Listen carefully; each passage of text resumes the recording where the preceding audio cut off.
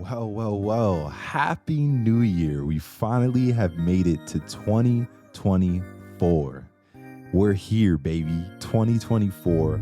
We're here for episode 48 of CUZZO-OP, and my name is Isaiah. I'll be your host tonight, and I'm joined, as usual, by the one and the only Willie, also known as Arrow to the Face. And we are excited because this episode is all about casting vision and looking ahead of what this year has to hold.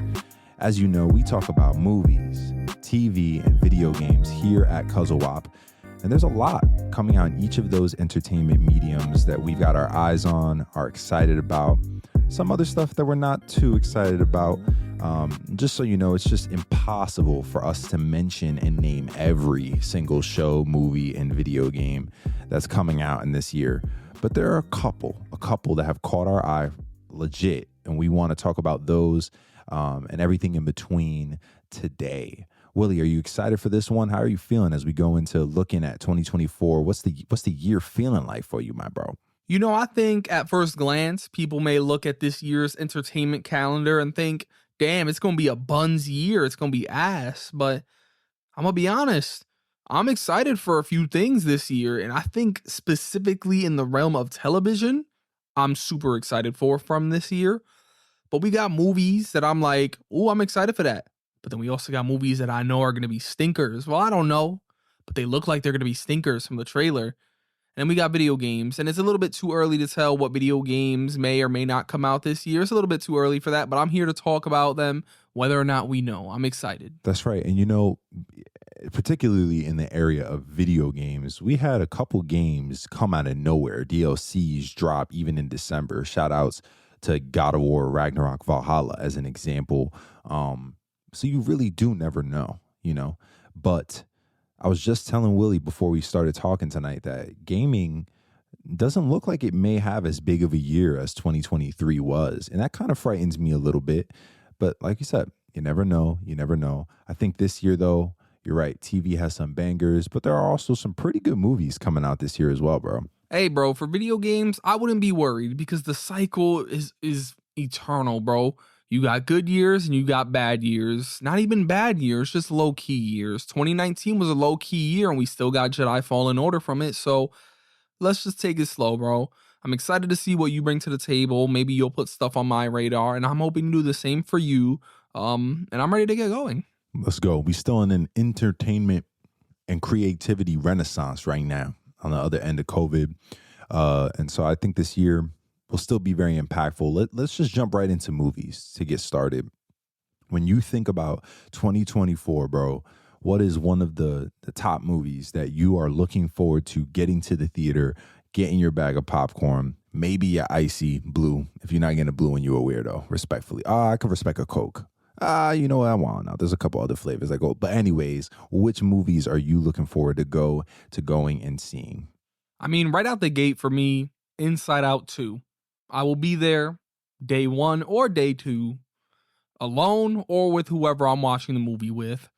I am really excited for this movie. I had only watched the first one last year for the first time, right around this time, and it just pierced me. And I think I watched the movie like 3 more times throughout the year with the different groups each time. Like, fantastic film.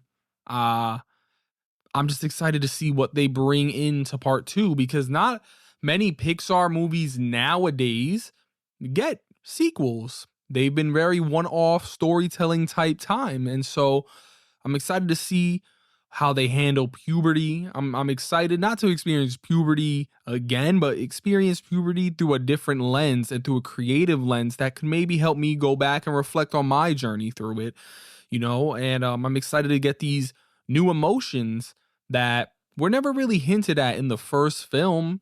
Some people don't like that there are new ones because they're going to be, bringing in things that the first film didn't set up because the parents didn't have these emotions in their mind and yada, yada, yada.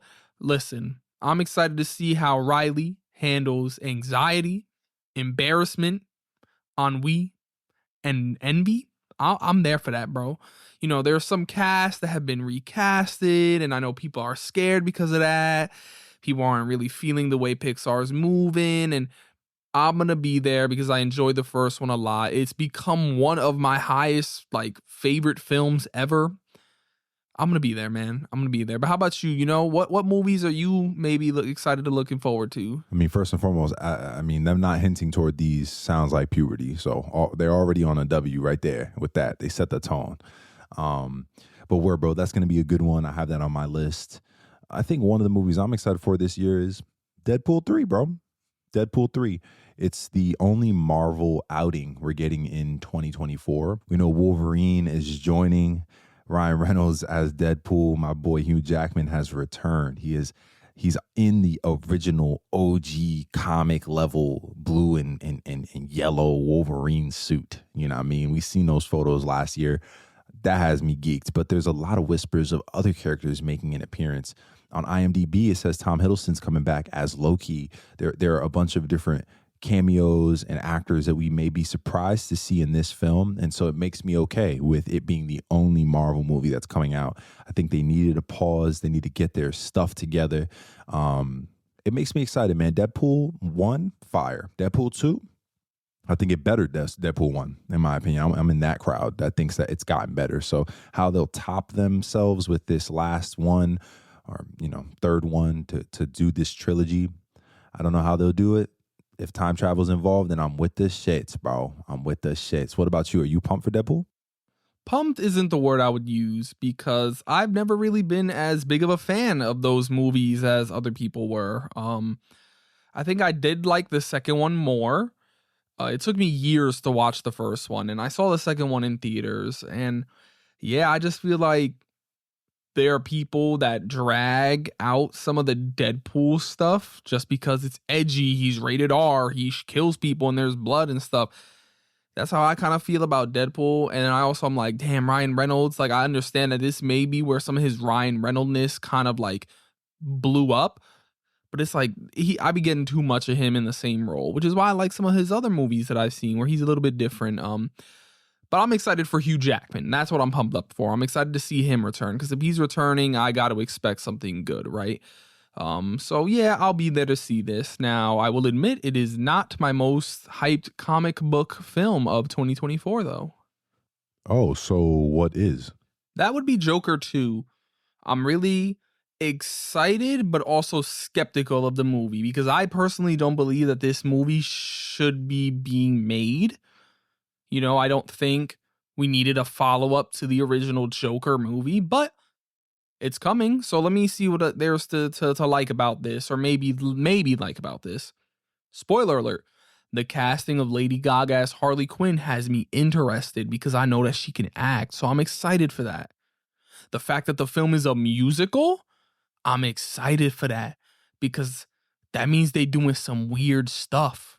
And they're doing some crazy, unexpected things. So you know what? I'll be there to see what you cook up. But I hope it's not souring the old movie. I actually really liked Joker. So I'll be there for that. I feel like that's going to be different. It's going to be, something new in this genre that some feel are getting stale. I'm excited. Skeptically. I don't mean to be a party pooper, but I'm one of those people who, when everyone's like, Joker was so good, I'm like, all right. Respectfully.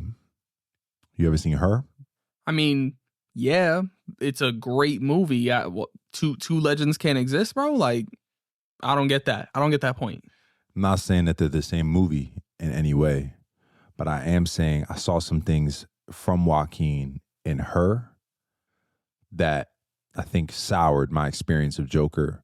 Now, when I think of Lady Gaga in a movie, and maybe it's because I didn't see The House of Gucci, I don't know. But I think of A Star Is Born, and so it's like, okay, maybe they casted or typecasted her knowing they wanted to do musical, or maybe they casted her and then wrote it. I don't know, bro. All I know is the unique and outlandish kind of like nature of what this sounds like is going to be enough to get me to go watch it. And so I'm excited for that one as well. Even though the first one was cool. It was cool to me. You different right now, bro. I'm there for Joker too, bro. No one thought Psych would do a musical ever. They did it. They killed it. I'm excited to see whatever this new craziness is. Other comic book movies dropping this year, Madam Web, that shit looks buns. Gotta be honest, it doesn't look good at all.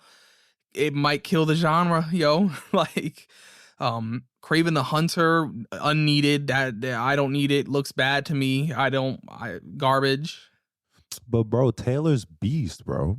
And it's an unnecessary movie because Sony is greedy and they want money and they're just going to make a whole universe about Spider-Man villains, not using them as villains. Without Spider-Man, it's just like Venom. It's so unnecessary and unneeded. Oh, you're bugging. Venom goes crazy. Second one went crazy too. The first one is okay. The second one is buns. You're bugging out. And again, they just shouldn't exist. They shouldn't be real in the first place. It's stupid that they exist. And the third one is coming out this year to supposedly end the trilogy. Just release it.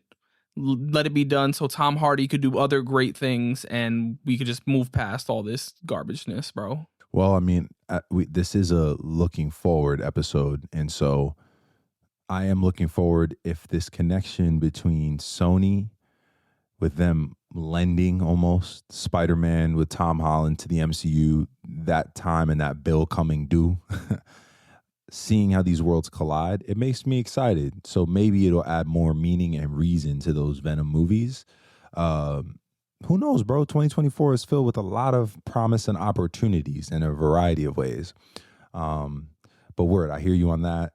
I think another movie I'm excited for this year, and I don't know if you've even seen the first one because I don't feel like we've talked about it much, but Dune 2, bro. Dune 2. I'm looking forward to this one, bro. I mean, there's a lot of hitters in the first film, right? You got Bautista, you got Chalamet, you got Zendaya. These are legends. These are giants, you know what I mean? Within like that kind of B-list and some A-list actors all in this film. And that's just the actors. This is Denis, bro. Denis doesn't freaking fail, bro. And I don't think the first failed in any way. I've heard a lot of back and forth about whether or not Dune 1 was worth it and if it was a good movie. I think it's an epic. I think that when I was a kid and I used to watch like The Lord of the Rings, you know, 1, 2, and 3. Then as I'm going through high school, college, The Hobbits.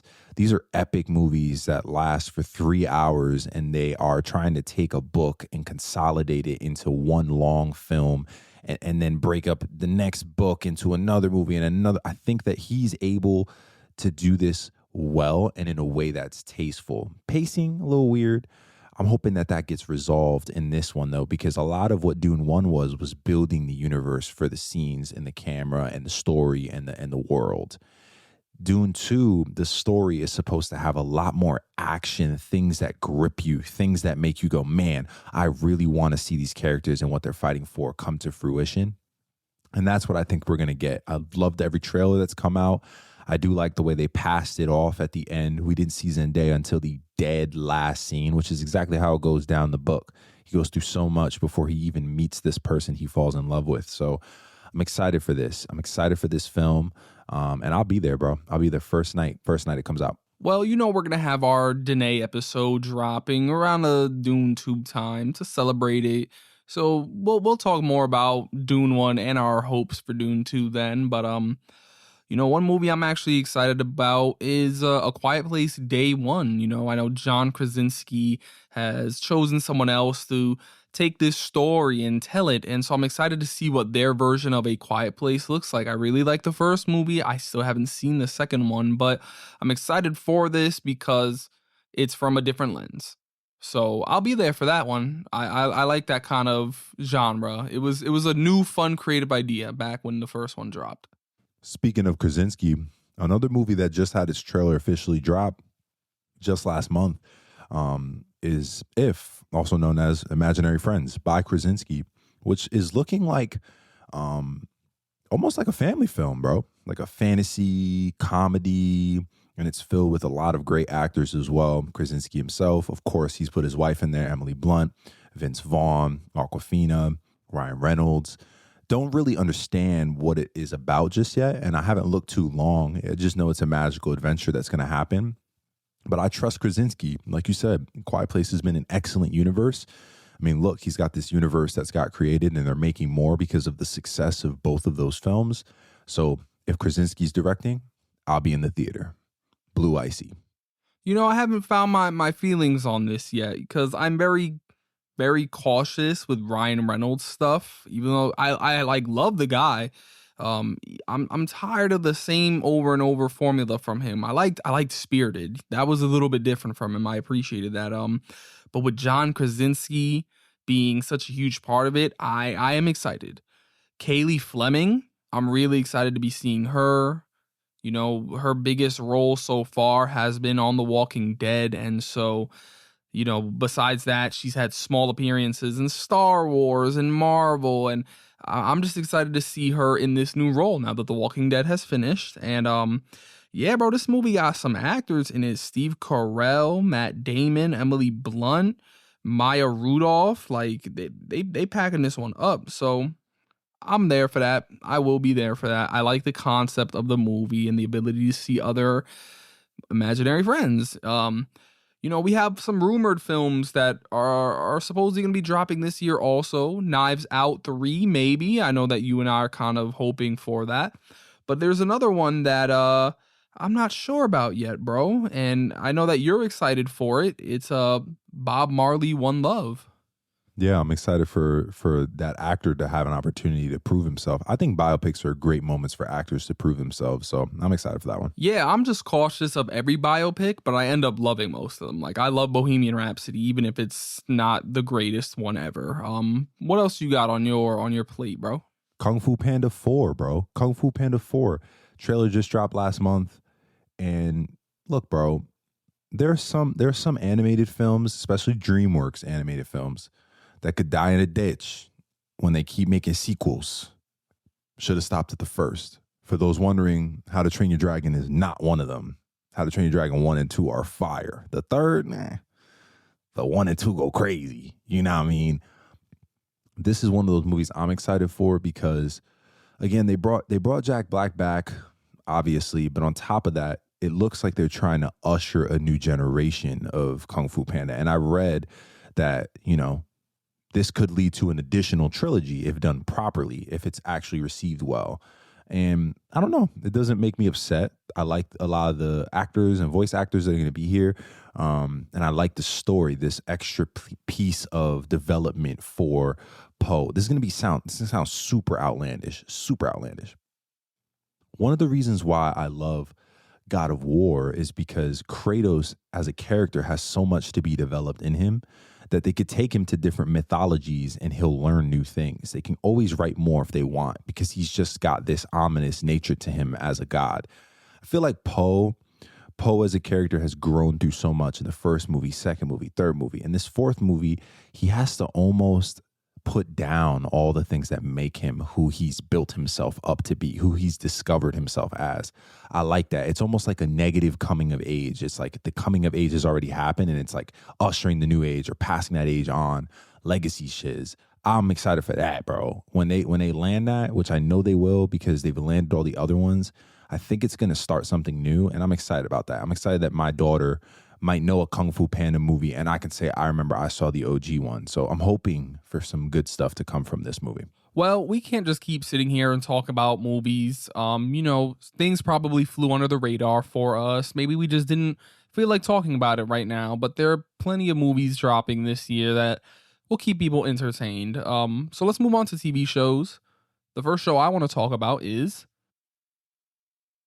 Echo. Echo is the first mature TV show dropping on Disney Plus, and I'm excited or rather interested to see what they're going to do, how a fully dropped at once bingeable mature TV show is handled on Disney Plus. I know people are iffy about the MCU, but this joint is connected and made by some Daredevil folk. So we just got to see. I'm interested to see what they cook up. How are you feeling about Echo?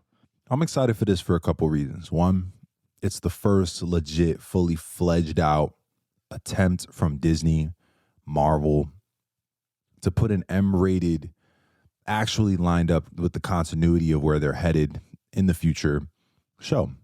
It was hinted at in Hawkeye, which we talked about in our last episode on Christmas. We know Kingpin's daughter is the main character here. She is Echo. But there's a lot of other heroes that are going to be in this show. There are a lot of other figures from the Marvel comics that are going to be in this show. And I really have this feeling that it's going to make room for this mature tone for Daredevil. It's just he's too real of a character. Echo's too real of a character. Kingpin's too real of a character for us not to see this fleshed out. And I hope it makes room for more mature content. I hope we see Kingpin fight Spider-Man. Somehow that hasn't gone on yet. What the frick is going on? Please make it happen, and please make it mature. I'm begging you.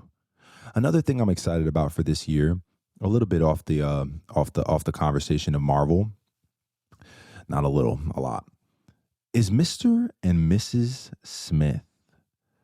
Have you seen the trailer for this bad boy yet? I have not. I've seen nothing from this world, whether it be from the book or the old movie. I know nothing about it other than the concept that I've heard from friends. But I don't know. Maybe I'll watch a trailer and get excited for it. Well, my bro, I'm very excited for this one. And the reason why I'm very excited about it is because it does have my boy, my guy, Childish Gambino himself, Donald Glover. And it's been a long time since we've seen him outside of a cameo and something like, Across the Spider-Verse, actually take up a role and get back in his acting chops. He's been doing a lot of creative different outlets, music, writing, behind the scenes stuff, but he's on screen and we're getting a whole set of a series where him and Maya Erskine come together and they're doing a reboot. I'm excited because the tone of the show looks very it looks badass, but also very emotional at the same time. And to see Donald Glover take up that role makes me very excited. I think that their chemistry from the trailer looks really good. There's a whole freaking laundry list of a bunch of other actors in this show that are also going to be exciting to see on screen. I'm just super excited to see this thing be fleshed out. Love that trailer, though. Love that trailer. I think this is going to be a good one. And it's coming out not too long. Only got to wait about a month. February 2nd. Well, I'm excited that you're excited. For me, something I know that we're both cautiously excited about is the Avatar: The Last Airbender Netflix live action adaptation. For me, it looks good visually. And I don't really think the trailer necessarily gave us any indication on whether or not they'll be able to grab the narrative and tell the 22 episode first season or however many episodes there are in 8 episodes. But we gonna see, bro, because Netflix, I feel like they've seen how other things have done adaptations recently, and maybe they've decided, okay, we need to take this more seriously. But there's so many behind the scene production stuff that I've heard about where I'm also like, ooh, that's not a good sign. But we're gonna see. We're gonna see soon. I hope they can grab the narrative and the story and do it right. They better, bro. We waited too freaking long. We waited too long for someone to do it right. But I hope that this brings a fresh wave of, if it's done well, Avatar into the stratosphere, that the funding that needs to go to Avatar Studios to get things across the line, bring us new stuff. Do it, please do it. I hope it works. I hope it does. Well, I hope that Avatar Studios have their money anyway without this, considering it's kind of separate. But something I know I'm excited for, bro, is The Ones Who Live. I'm excited, Walking Dead spoilers, to have Rick Grimes grace my screen again after almost 6 years of him basically being out of the game, right? I know Andrew Lincoln kind of pops up at the finale, but man, I've missed Rick Grimes for 6 years. And so one of television's greatest protagonists is coming back for this small mini series, and I'm there for it. I'm locked in. I'm locked in. Bro, they're still adding him to games. They're still bringing him to different other mediums. Like, he's just an icon. So it's going to be cool to see that return too. I never even watched The Walking Dead. I just played the games. Had you and Steven tell me about those. So like we've said in the past, I'm excited to jump into this too. I think I'll start here, and if I want, then I'll go back. I mean, I know some people right now that are doing their Walking Dead journey for the first time, and some are going slower than others, but either way, I believe everyone's enjoying it. So you should probably go back before the show drops, because I think this is not intending to be a finale, but they've been building up stuff among a few shows that I think are going to come together here. But something else that I know that you and I are both excited about, at least, is the Penguin, Matt Reeves's universe Penguin, starring Colin Farrell. Boy. Ooh, you know who's directing that? Have you ever seen his show, Mayor of Easttown? No. Bro, Mayor of Easttown is one of the HBO sleep hitters, bro. It was a 2020 beaut. It was a beaut. You have to see that show. As a guy who likes mysteries and well written characters, you gotta see it. Me knowing that he killed that, the director killed that, Kate Winslet came back and killed that. I know that no matter who is under this director's hand, he's gonna make sure the tone of the Penguin is correct. You know what I mean? And so I'm excited to see that be fleshed out, and I hope that it adds something meaningful because we know Batman 2 already in production, baby. All right, well, to kind of rush through some of the other shows that I know I'm excited about, because like I said, I think I'm more excited for TV this year than anything else. The Acolyte, Star Wars dropping, High Republic, New Era. The leaked trailer looked fantastic, so I'm excited for that. Skeleton Crew, if it's dropping this year, not so much. Maybe just because I haven't seen anything of it. Once I see something, I might feel different. We also might be getting Tales of the Jedi Season 2. I will be locked in there for that. Switching over, I know you're not a big Game of Thrones person. House of the Dragon Season 2 drops this summer. I'm in there, day one. House of the Dragon Season 1 might have been one of the best shows in 2022. Better Call Saul that Season 6, oof. But House of the Dragon was fantastic. And so if they keep that level up of House of the Dragon Season 1, Season 2 is going to be just as good, if not better, now that they're getting into the real chunk of the story that the book has. But I'm just going to say it now. If House of the Dragon maintains Season 1 level of quality, it will be better than Game of Thrones in history books. That's easy for me to say.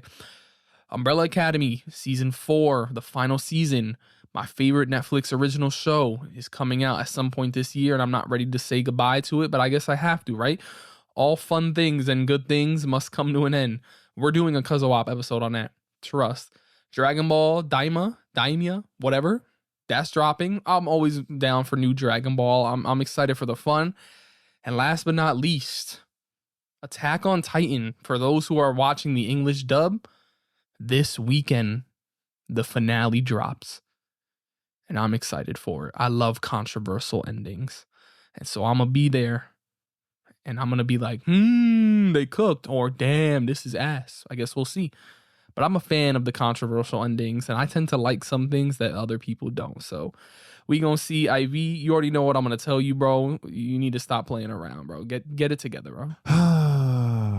So much to tap into. 2024 is going to be filled with a lot of going back also, not just looking forward. Last thing I'd say for TV, man, is in light of the strike, a lot of my fall shows that I was looking forward to last year never came out. And so I'm excited for, which I've mentioned numerous times on a couple different episodes of CUZZO-OP, is for the Dick Wolf universe to make its return. We've got the Law and Order shows of Law and Order SVU, the Ordinary Law and Order, as well as Law and Order Organized Crime, the trifecta coming back. Again, man, these three shows, they come together. They have episodes where characters will come from one show and be in another. Storylines where bad guys in one show will have a crime that leaks into another territory of the other show. Very fire. They're doing their thing. Same with the FBIs. We got FBI, FBI Most Wanted, and FBI International. Looking forward to seeing them come back this year too. My wife and I love these, man. We sit there and we watch every episode once it drops. And it's just good stuff, man. Very good stuff. So I'm excited to see them come back and make a return. I know these actors, we said this before, man, the writers, the actors that were on the bench waiting for studios to stop being such assholes and make the right decision in regards to the strike, they probably have been itching to get this content out. So I'm really excited to see what they've written up. All right. Well, let's move into some games that we might be looking forward to. For me, I think of one coming out soon. It's nothing too crazy. The Last of Us Part 2 remake or master, whatever it's called. I'm just excited to have the PS5 version of this game. $10 upgrade, nothing too crazy. Some argue that it should be free. Me, I mean, I'll pay the $10. I don't particularly mind it. I love The Last of Us Part 2. And I'm excited to play some of the new aspects they've added to the game, although it still sucks that Factions isn't a part of the game. I'll be there. Maybe not day one, but at some point throughout, the next year. Absolutely, bro. I think a game for gaming. Ah, man, there's a couple here. There's a couple. One, I'm in the rare crowd that is excited for this Prince of Persia: The Lost Crown from Ubisoft. It's not the third person game that I'm looking forward to or was looking forward to, but they have decided to take it back to its roots because originally this is how these games played. They played more side scroll, and then we know some of the third person instances from the originals, but what it is looking like is another roguelike type of game, a game where you keep growing, you go back to old environments, and you've unlocked new pathways to get deeper into the game and into the story. I'm a little worried about the writing side, but from the game's perspective, this is probably a game I'll purchase on my Switch. Something that I'll take on the go with me as a fun little side scroller to run and have some fun and figure out puzzles and do combat and stuff like that. So I'm definitely looking forward to Prince of Persia: The Lost Crown, and it's not too far ahead of us. I believe it drops next month, so I'm pumped. All right. Well, another game that drops next month is Suicide Squad Kills the Justice League. Now, we kind of spoke about what we are looking forward to, in our Batman Arkham series episode, so I'm not going to dive too much into that.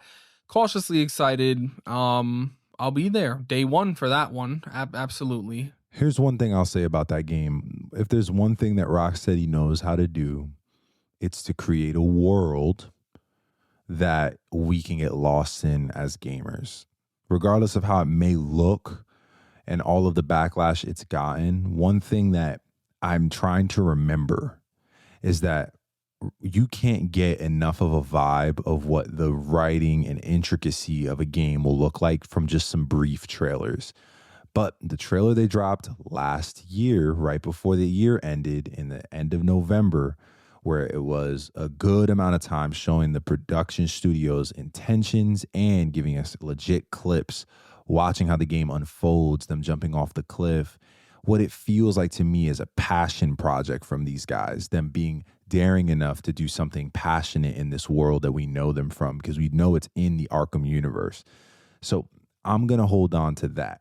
The mechanics, everything else, I hope it all figures itself out and it makes sense. And it's not some, Avengers type of like live service type of feel. I hope it's really grounded in good story, because if it's a good story, no matter how the mechanics go, I'll be there. One thing that I'm excited about is plateup is coming to consoles. I have it on PC. It's really fun. Just imagine Overcooked, but you get to upgrade your own restaurant. It's maybe a little bit less chaotic, depending on how you decide to manage your restaurant. If you make the wrong choices with what gear you upgrade or how you lay out your restaurant will fail. Fun party game. I would recommend anybody grab it. Really, it's a fun time if you have people to play with, or even alone. I have hours of it just trying to run the restaurant myself. That's dope. I like that a lot. Another one I'm excited for this year, a little indie game, is Helldivers 2. Now, if you are familiar with the first Helldivers, you know that it involves a force in the near future stopping aliens that are invading our planet from taking over and killing all of our people. And in the first game, it was an over-the-top camera system where you're watching your character from the skies almost walk around. You have different systems you upgrade. It has RPG elements in that regard where you get to grow your character, see their stats increase, their weapons increase, etc. What they've done here is they've dared to do the Risk of Rain type of approach where they're going to make it a third-person game. And for me, bro, one of the best things about the original Helldivers is it's a piece of co-op fun, similar to Overcooked, in the sense of, when you're with other people, it creates more chaos, but also creates more engagement and fun. That's what Helldivers was. Helldivers is not fun by itself. It's fun when you have a full squad of 4 people. To have them do a third-person take and see where they go from there, it's daring, and they have some audacity to do that. And I think I like that. I'll be there. I already told my boys we're going to be on that, John, and definitely try it and see if they can take the heart of what was in the first game and better it with systems that make sense for this next one. If so, and from the trailers, from the marketing, it seems very slapstick, fun, in your face, kind of satirical. I like that. I like that they're giving themselves a little bit of like a marketing backbone with that. I hope the game carries that same heart. And if so, I'll be in there, bro. I'll be running that.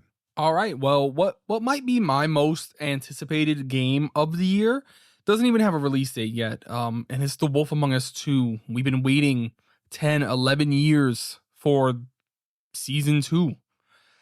And they just had so many issues. Telltale shutting down, coming back, not sure they could do it, them doing it, them stopping, them doing it again.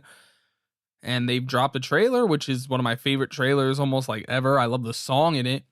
And now we're just waiting. Wolf Among Us 1 is so good. It's so good. We're going to do a Telltale game, just entire company video before that game drops. But man, I'm looking forward to this so much. I need Telltale back in my life. You know, Expanse, that felt more like a Deck 9 game than a Telltale game. But Wolf Among Us, I need that. I need that in my blood, bro. Word, bro. I mean, this is the game that when my wife and I were first dating, and I was trying to get her to be a little bit of a gamer and enter into my world, I said, all right, what's a game where there's a mystery, characters that are engaging, story, she can make some, Wolf Among Us. And we played through the whole thing in the span of a couple weeks. We just kept sitting down and getting more hours in and more hours in. And she still asks me to this day, hey, when's the second one of that game coming out? When's the second one of that game coming out?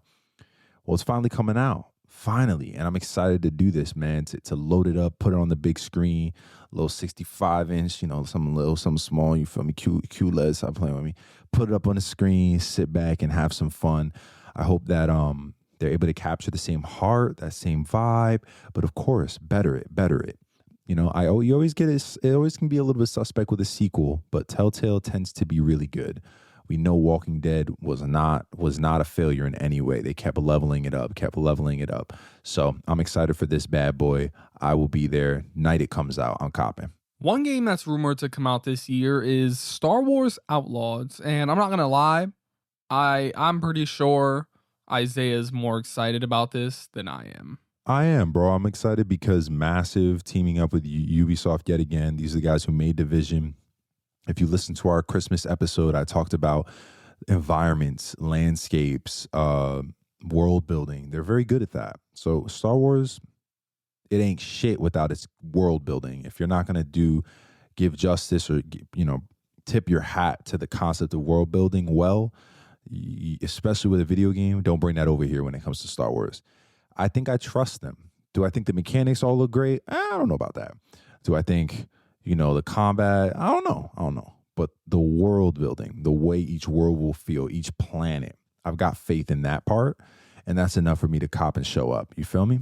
I mean, for me right now, the last thing that is maybe rumored to be dropping this year that I'm kind of excited for is that Budokai 4. I know that's not the name, but, you know, Dragon Ball Budokai 4. I'm hype. It's been too long. Xenoverse 2 held it down. You know, it did what it needed to do for the last 50 years that the game has been out.